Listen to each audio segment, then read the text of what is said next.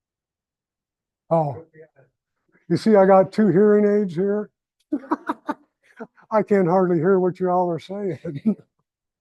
So, no, I did not. And at the time, I thought I was photographing a black-capped chickadee as of the variety that we typically see here.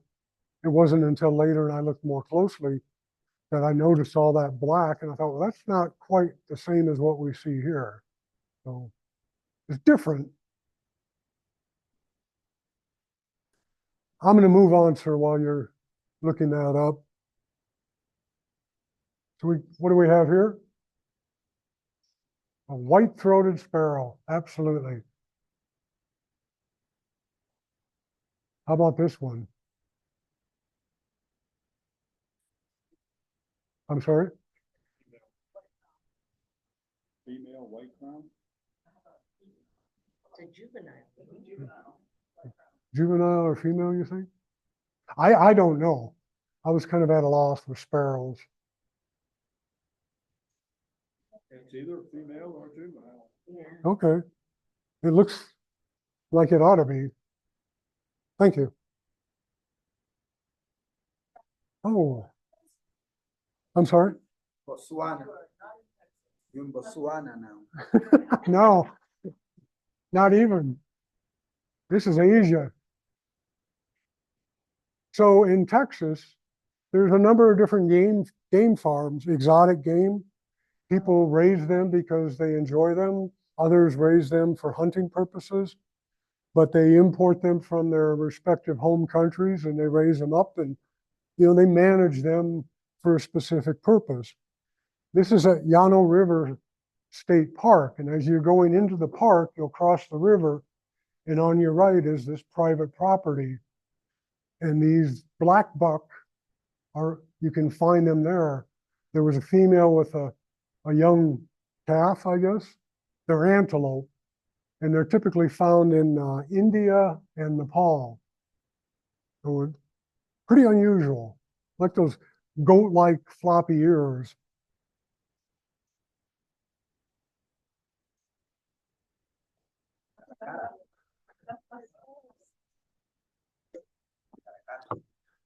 Yes, a crested caracara. So I say here, back roads. Sometimes when we drive down to where we want to end up, which is typically Goose Island State Park, it's interstate and highway. What I'm suggesting is take your time, get off on some of the back roads and see what you run across. This farmer, he's out plowing his fields, maybe for winter wheat. And of course that stirs up whoever's living in that soil, rodents, snakes, whatever.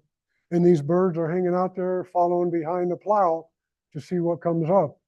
So very much opportunists. On another back road, we just happened to see a car sitting on a carcass. We parked about 50 meters away. We kept feeding. He got done eating, took up, and fortunately flew right by us. And there you have it.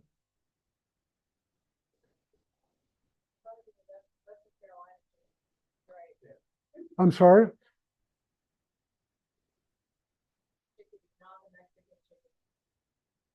So that's a Carolina chickadee. More likely Carolina.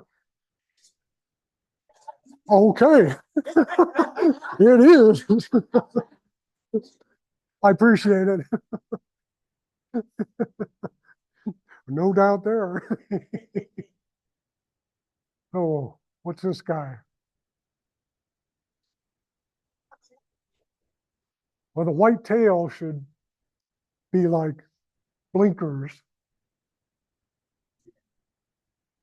Oh, a white-tail hawk. I tried to give it to you. He had actually caught a snake and had eaten it and then got annoyed by my being there and took off.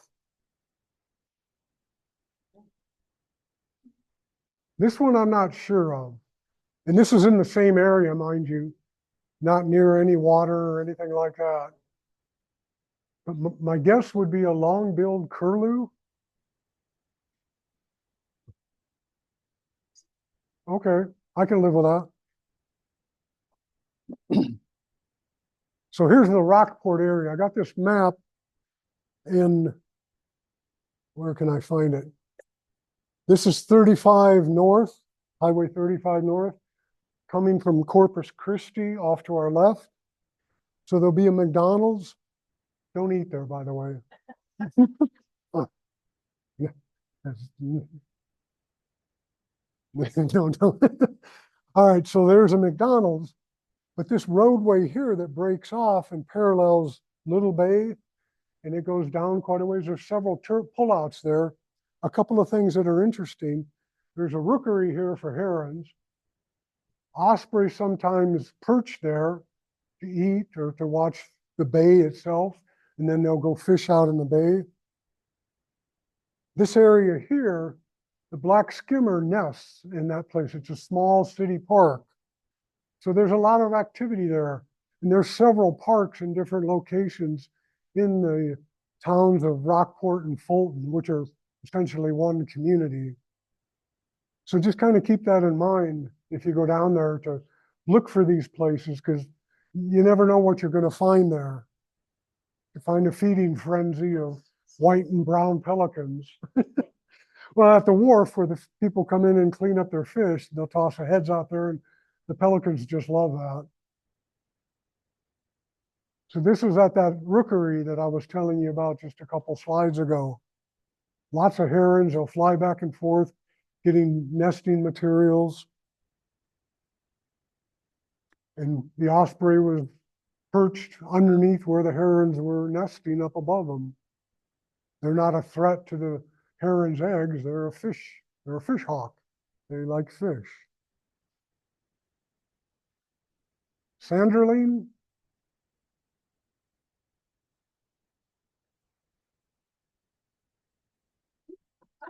You say so. That's my best semi-educated guess. Cute little shorebird nonetheless. Fast though. Hard to pin these guys down. They don't stick around for long. So here's a black skimmer. You see their lower jaw, their mandible, how much bigger and thicker it is. Well, it's very well articulated, and then I'll have an image a little later, but they'll fly over the top of the water and drop that jaw down in a place where they think there's fish or they've seen fish and skim along the top of the water. They bump into something, it closes up and catches, hopefully, a fish. Pretty neat. So they nest in that little area that I showed you on the map. And then, of course, gulls, which are borderline obnoxious on a good day for most people. These are laughing gulls. And of course, they're a big threat to the eggs that the skimmers might lay there because they lay them right on the sand on the ground. And so they're not protected very well. And gulls are pretty aggressive when it comes to food. Yeah. Western kingbird, got a consensus there, all right. So one thing, this little light here, that's the light reflecting off the bird or the person's retina. And photographers, we call that catch light. So say you've got a real dark bird and a dark eye and you don't have any catch light, it's like humans, we tend to look at people, other things, look at their eyes. And other mammals do that as well. And that catch light helps draw you into that particular subject. So kind of keep that in mind as you're doing photography, how you position yourself relative to the light. Is that creating a catch light in that subject? Nah. You take that picture in Texas. I'm sorry? Take that picture in Texas. I did. It was in the city of Rockport. And as you continue on that highway 35 north, there'll be a small park on your right and another one across the street on the left. I can't recall if they even had a name, but this was in the one on the right. I'm sorry, sir? Western do not occur in Texas. I'm sorry. Western do not occur in Texas in the winter. Western kingbird? Tropical couches. Okay. Tropical pouches, okay.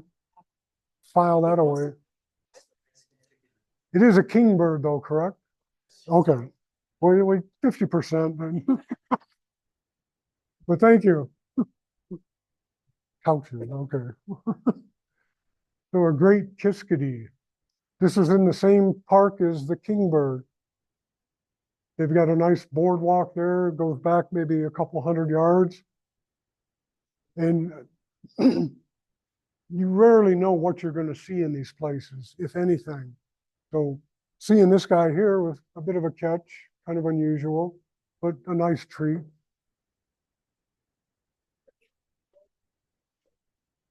What was your first clue? Sierra Leone. This was the park across from the previous one, across the highway. So check with the Chamber of Commerce. They probably even have a map for all I know. Red-shouldered hawk. Red-shouldered hawk. This little part right here, it might be a young one, I don't know. But that kind of distinguishes it from other types of hawks. So now we're in China.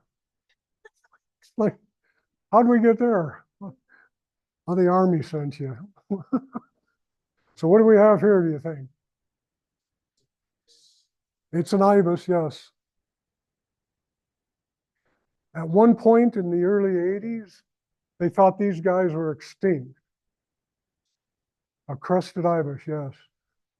They had them on the island of Japan, but I believe they lost the last one in the wild in the early 80s. And then some birders happened across a population in Jiangxi province in kind of south central China. And the more they explored that, the more these crested ibis they found that they thought had been extirpated from all of Asia, except that small group of a few single individuals in Japan. They estimate there's about 500 birds in total, roughly about the same number of whooping cranes. But these guys are at much, much greater risk because they're on the menu in China.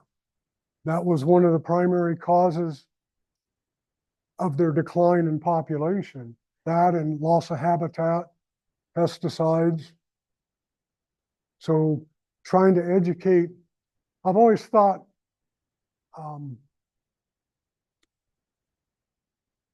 being like an ecologist or being sensitive to the environment was something that more affluent countries are able to partake in.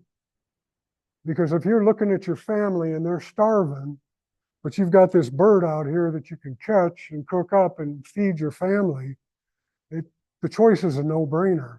They're not concerned about how endangered they might be. They're concerned about their family. And that makes a lot of sense. So you have to give people other options to make a living besides killing rare and endangered or species, regardless of bird, mammal, whatever. But yeah, crested ibis, very striking bird. Now the Lamar area, for those of you who are looking to see whooping cranes, this is probably the best place to go without hiring a guide or anything at this time because of how their feeding dynamics have changed. You want to look for this, the big tree.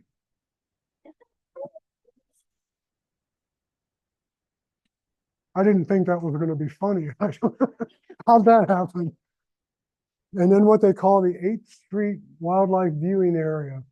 This is St. Charles Bay again over here. That first picture with the great blue heron. So this is that 20-acre field where they come to. Aransas National Wildlife is a little further to the right. And what they'll do is they'll come around this area here and they'll find various places to feed. Several of the fish and game departments on the Central Flyway use this image of mine because it clearly shows the difference between a sandhill, which is huntable in many of these states, and a whooping crane, which is not. It's federally protected. It's endangered. And yet people still shoot whooping cranes. So it's like, what kind of a reward do we have for the guy that, or gal that does that? And not just the size, but the coloration. It's like, how do you mistake this? It's inexcusable. You should lose your hunting license and your gun. Now,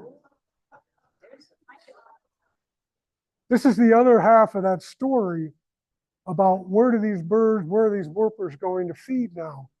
Well, practically everybody in Texas has a deer corn feeder in their yard. It's set up to cycle and spin out deer corn every so often.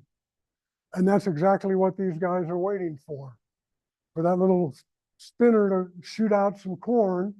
They'll go over there, they'll feed, and then wait until it does it again. So they've learned over, say, the last decade, this is a source of food. When it's dried up in Aransas, I can't find any blue crab, I can't find any wolfberries, I can't find any of the things I like to eat. I can fly over to this field, and lo and behold, there's a corn feeder there spewing corn out. It's a real no-brainer. But keep an eye out for that as you travel around down there. In the center of that pasture, so you got some roseate spoonbills, some ibis, some egrets. There's a couple of relatively small ponds out there that draw these water birds. They may be there, they may not, but another crested caracara. I put this one up here to show you from a photographic standpoint. These are concrete blocks in the foreground. They were as sharp as the bird, and it distracted from focusing on the bird, which was the subject. I didn't want a picture of the concrete. So what I did in Photoshop, I selected all along here, and then I went into filters, and I chose Gaussian blur. And you can adjust how much of a blur or out of focus you want. And I chose this much because it still sort of shows the outline, but it's not obvious that it's concrete. They dropped the concrete there to keep the waves from eroding the road away. So it's kind of got to be there. But that's one way to deal with something, an artifact that you don't really want in your image without altering it too much. You didn't change the subject, you just some of the surroundings. Here's that skimmer, early morning, pretty low shutter speed, about a 60th of a second with a 500 millimeter lens. So the sun's behind him, so he's getting backlit. But you can clearly see that mandible drop down, skimming along the water, hoping to find a fish. What do we got? Common loon. Looks like he's got a big head, doesn't it? So that's a combination of how he's facing and using the telephoto lens, which kind of compresses everything that you're seeing. He was normal shaped when he turned the other way. Got a Charlie Brown head. So yeah, Goose Island State Park, great place to be. That's the Aransas Bay and the bridge that separates it from Capano Bay on the other side.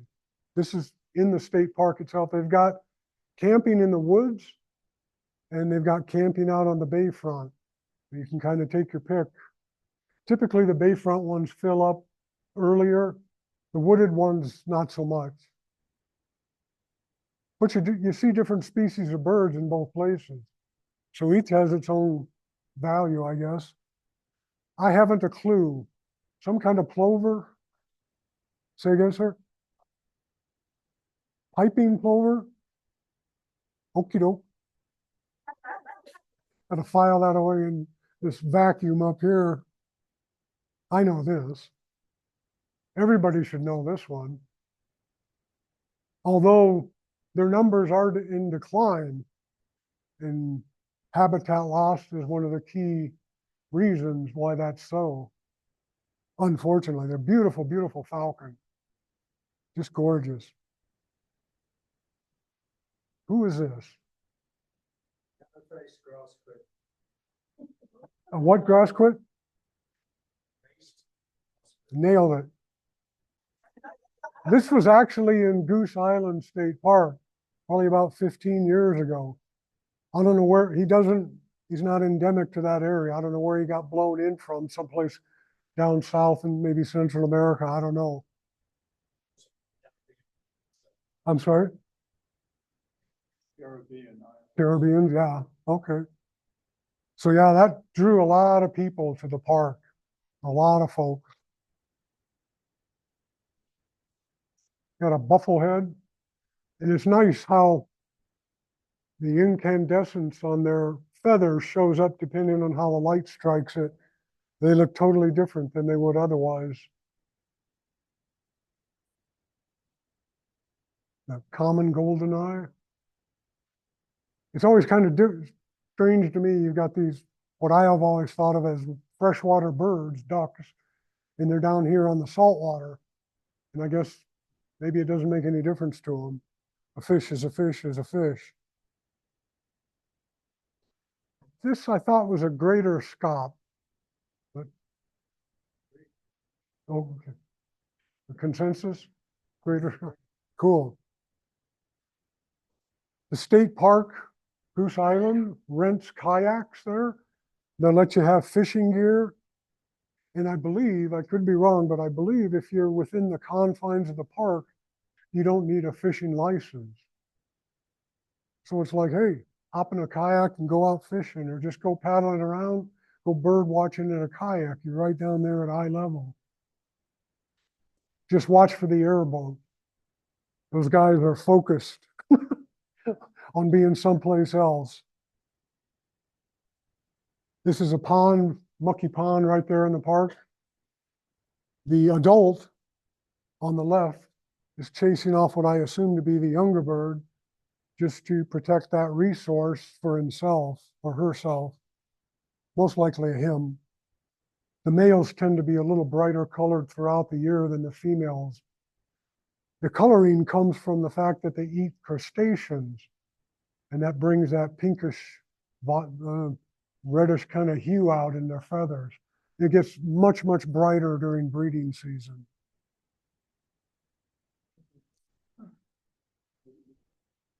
So that's a white ibis. He's got something the gull wants. And I think this is an immature ring-billed gull. Gulls are really, really confusing because you could have first year, second year, third year, and they all look different, different sizes from the young ones compared to the old. They're oftentimes larger than the adults, and just small variations from one to the other. So anybody got another thought?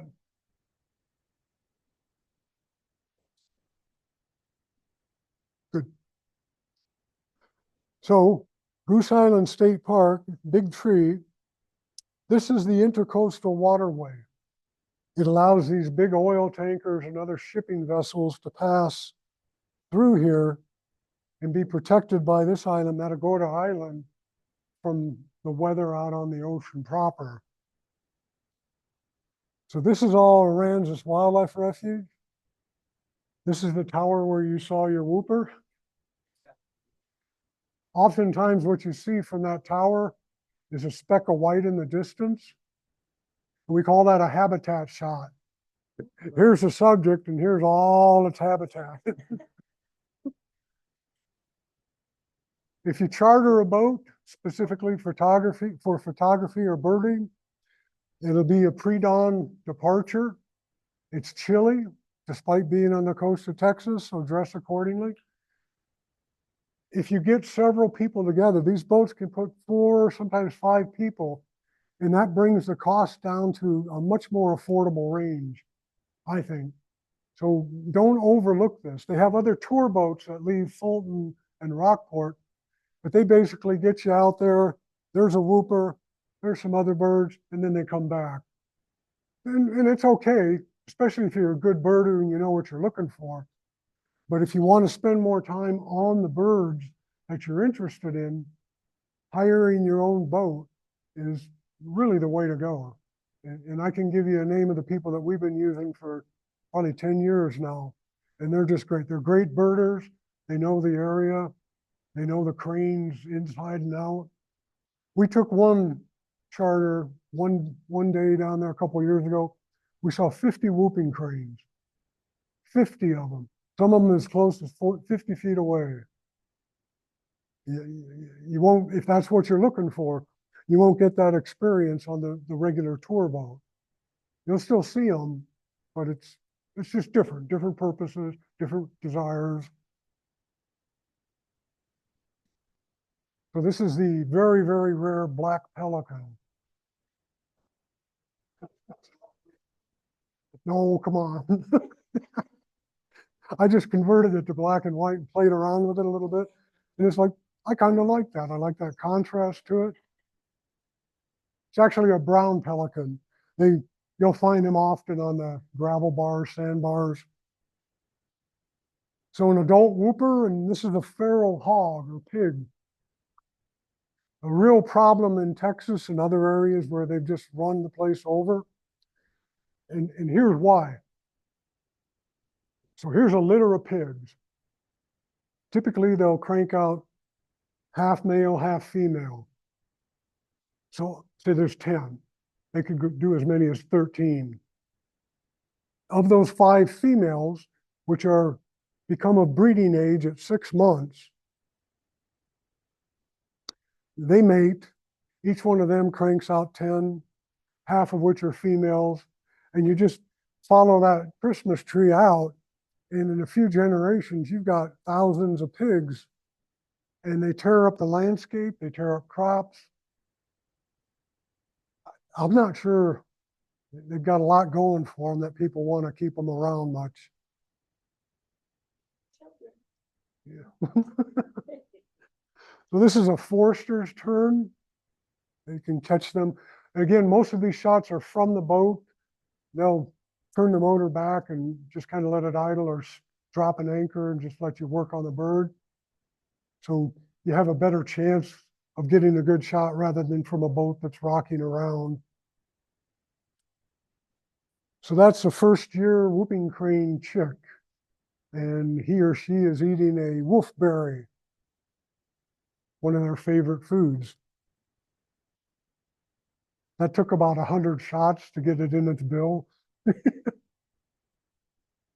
So this is an alligator. There's a number of alligators at the entrance to the refuge at the visitor center. But what struck me when I went there a few years ago, there was a sign and it said, "Do not feed LSD to the alligators." And I'm thinking, we need to tell people this? Dude, I don't know about y'all, and this is just me. I used LSD back in the 70s. I enjoyed it. Quite a bit. But it's like, why on earth would you give something like that, a psychoactive substance like that, to an alligator? And can you imagine what that reptilian mind was processing, given what he just ingested? Oh, that's horribly stupid. People like that need to be removed from the genetic pool. I mean, just take them out.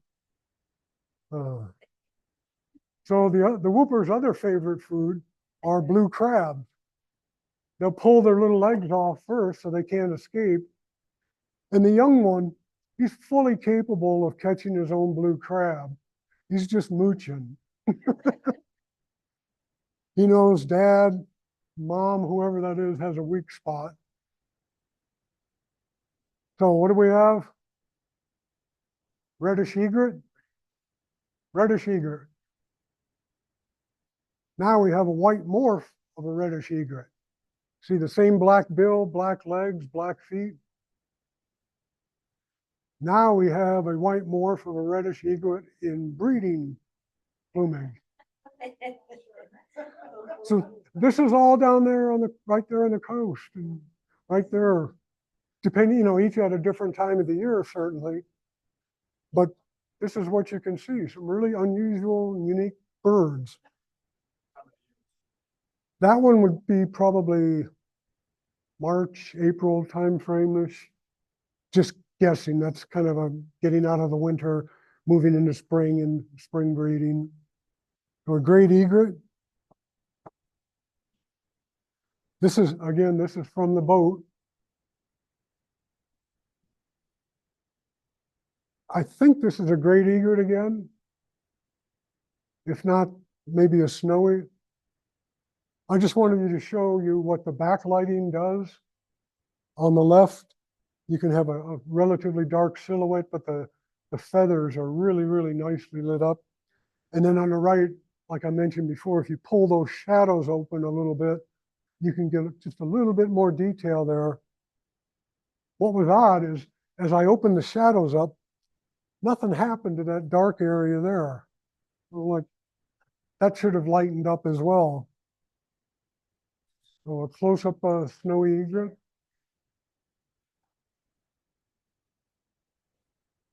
Little blue heron with some kind of eel.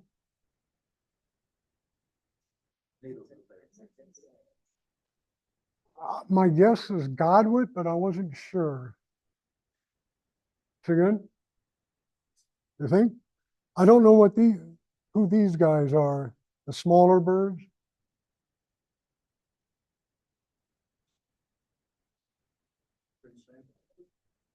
Say again, sir? A western sandpiper, maybe?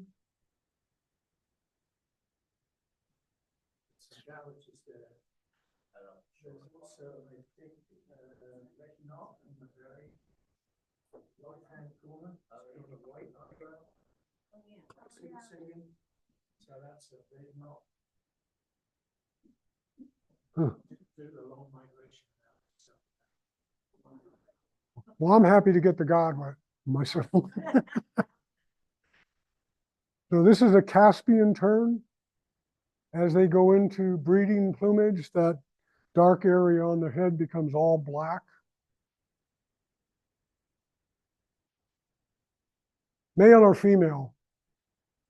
The coloring on the chest is a female kingfisher. The male has nothing going on there. I'm guessing myself, a long-billed curlew again.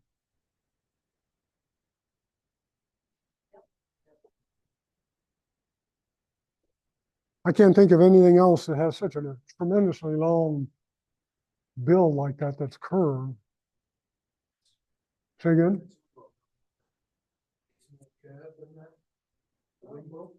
The Wimbrel?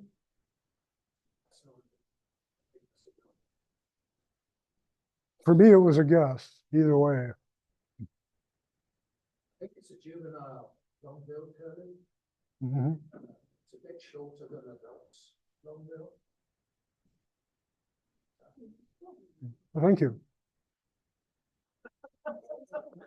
I can live with that.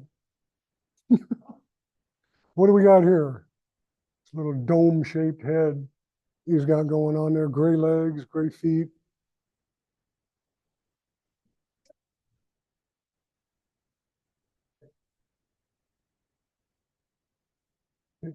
Is that because of the bill, the shortness of the bill and how triangular shaped it is? Relatively large. Mm-hmm. But it's got its head pressed up, which sort of is a little strange. Maybe it was a lot.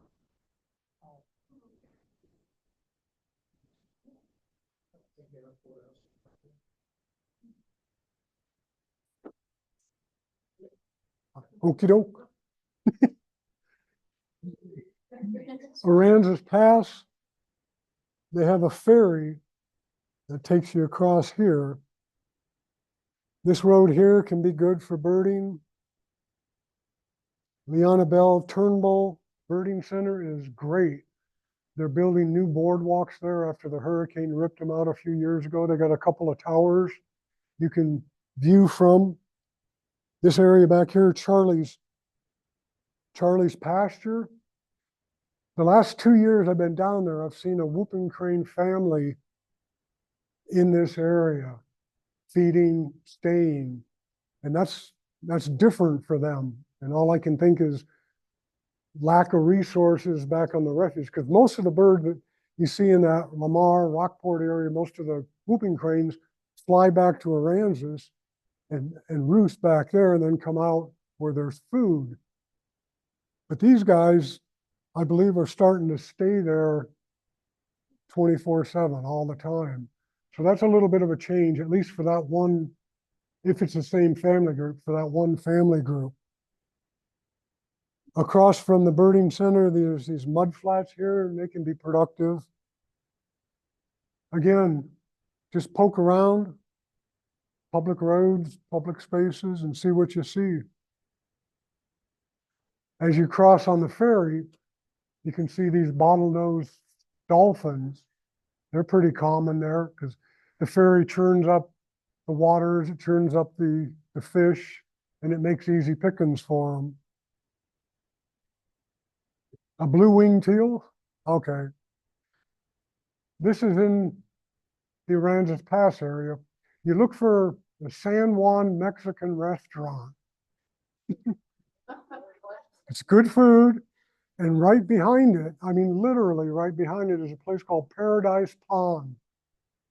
And that's where it's a small pondish with a little bit of development around it, but they've managed to keep it isolated. And you can see a pretty good variety of birds there. Paradise Pond, cedar waxwing can be found.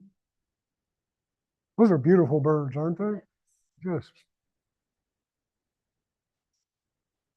This is on Highway 35 going towards, it's between Corpus Christi and Rockport. And I believe it's called Apache Point. It's on the water side of the highway. That's definitely there's a lot of little puddles all over in there. And you can approach it from a couple of different directions, and absolutely worth a few hours of time. Just go there, park, see who shows up, like this American avocet. Oh, where'd this come from?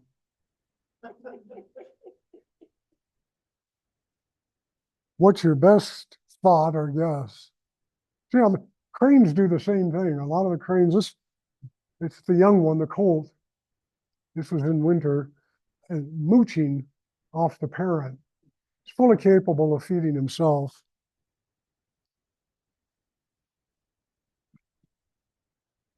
So this is in Poyanghua, again in that south central area of China. And these are Siberian cranes. Yeah. Kind of neat. There's only about 2,500 of these individuals in the wild, and they face the same problem that the crested ibis does. When you've got a populace that's barely getting by and starving or on the verge of starving, this 10, 12, 13, 14-pound bird looks pretty attractive. So it's hard to convince people not to harvest these creatures, to protect them instead, even though my experience is traveling throughout Asia, the crane is very symbolic in many of the cultures in Asia, like South Korea, even in China, Laos, Cambodia, Vietnam. It has a role somewhere in that culture's history. So, yeah, it's kind of tough to be an environmentalist in a country like this.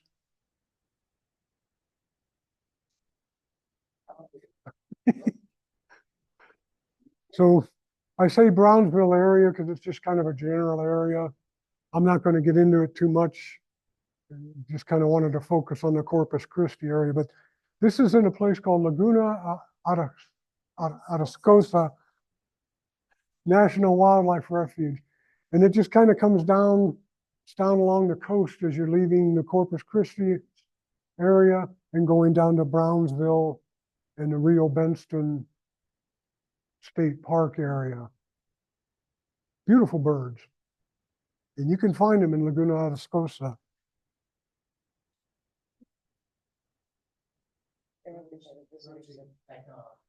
What is it? Red-breasted peccary. I was at Rio Benston, the state park there, which is like a world birding center. And I took a little tour. They got little tour things that drive you around on. And everybody was getting excited. Oh, look, there's a Picard. And it's like, oh, I don't know what a Picard is. And I said, where? And, oh, up there. And I said, oh, that little dinky bird is up there. So I just started shooting. And there's a lot of branches and whatnot to get in the way. And I got lucky, and it illuminated that red breast on there that makes it quite clear what this bird is. There's really no doubt. And he's got a little catch light in the eye. And so it's like, hey, that's a win. It took me 2 years to figure it out, to find somebody that actually knew the bird. But it's kind of neat. It's kind of a neat little bird, too, to be able to see it and check it off. Chacaltaya. Chachala. My favorite word. I was looking on Cornell's website, and they were telling me, well, the bird's pretty unremarkable, except for their vocalizations. And unfortunately, I never heard this guy, but they're pretty raucous. They can stir up a storm.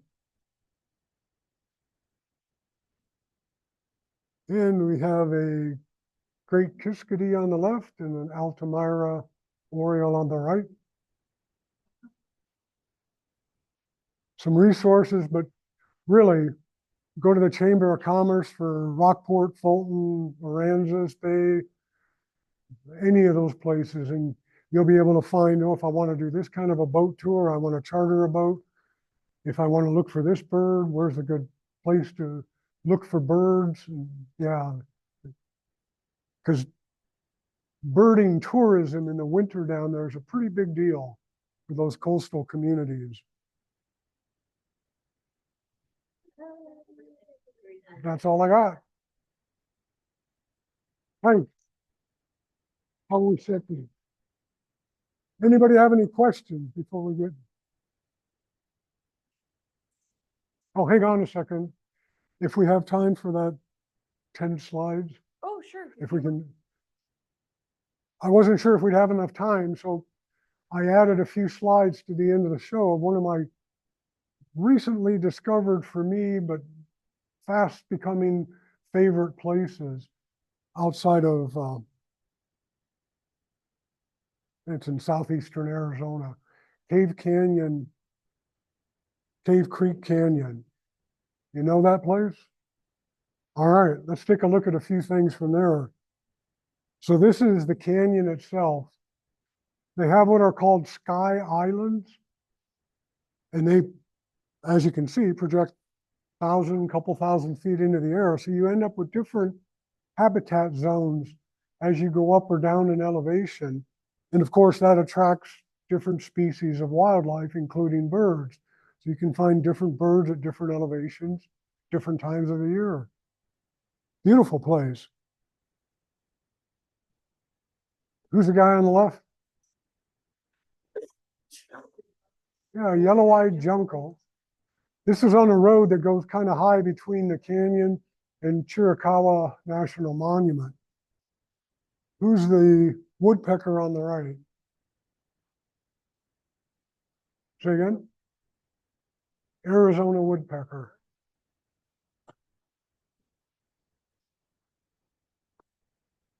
Painted redstart. And the guy on the right? Red-faced warbler, yeah. We've been going down there about mid-May, and that's when all these photos were taken. We go down there specifically for one bird, and I'll show you here in a bit. Oh, there's an acorn with it. Well, I knew that. If you miss an acorn woodpecker, I don't know that there's another bird that looks quite like that. This, I believe, is a broad-billed hummingbird. So again, in the spring, the flowers are blooming, great place for hummingbirds, right? And it is. It's a phenomenal place. The acorn woodpecker gets its name from, in the fall, when the oak trees are making acorns, it'll carve out a little hole in a tree, and then it hammers in that acorn, and you may see a tree with dozens of holes in it, with and without acorns, but that's their food supply throughout the winter. They just check in and say, I want this one, and doop, then they're on their way. But that yellowish around the eye and the red cap, just so characteristic of these guys. So a cardinal, northern cardinal on the left. But what's unique here is people tell me this is what's called a catastrophic molt. So he's lost all the feathers here, up here, here, on both his legs. He looks like a plucked chicken. And usually birds lose a couple feathers at a time and then they replace them, because I'm guessing that takes a fair amount of energy. I can't imagine what it takes to replace that much feather. That's amazing. Who's the guy on the right? Yeah, Changed the name recently. a blue-throated hummingbird. Mountain Gem. I'm sorry, Mountain Gem. mountain gem. You changed the name recently. Of course they did. That's why I always call him a marsh hawk. I can't keep up with that. I just. But anyway, gorgeous bird. And they've got feeders at different places there that draw these hummingbirds in. The only problem is this guy tends to be very, from what I've observed, tends to be very, very aggressive. There's a research station there and they had 4 feeders out, 4 of them. This was the only hummingbird there. He chased everybody else that came in there off, even though there was 4 and, you know, certainly enough for everybody. But a beautiful bird. This is the bird I go for. An elegant trogon, just gorgeous. The color, they come up from Mexico in the spring to nest in the southeastern Chiricahua Mountains of Arizona. So that's a nice shot of a bird on a stick. Now I have to get a good shot of a bird, a trogon in flight or landing, something like that, something that's got a little more dramatic look to it, or maybe a male and female together. But oftentimes you can hear these guys, they've got kind of a funny little sound. I don't know if anybody's got it on their phone. They can pull it up, the trogon vocalizations. You'll hear them well before you'll see them, if you see them at all. They're pretty secret. Ah, ah, ah, ah. Sounds like it's planted. Yeah. All right, so that's unmistakable. When you hear that, I know they're there. All right, that's it, folks. Thank you. Thanks a lot, and thanks for your helping out with the identification. Sometimes that adds to a bit of the fun and helps to keep people on their toes, myself included. Although the ones you all ID'd, I've forgotten them already. So it's like, that'll work. I just have to match it up. Thanks again, guys. Take care. Camera uses a Nikon, right? Mhm. The camera you used was a Nikon. Yeah. What's the model? Well, since a year and a half ago, I switched to mirrorless. Okay. So people told me to get a Z9. It's like, I don't have the budget for that. So I got a Z8. And then it took them a while to get that bird ID function in there, the software upgraded, but they did. And so for my money, it's on par with the Z9. There might be some people fussing about battery duration and, you know, I can get anywhere from 500 to 1,200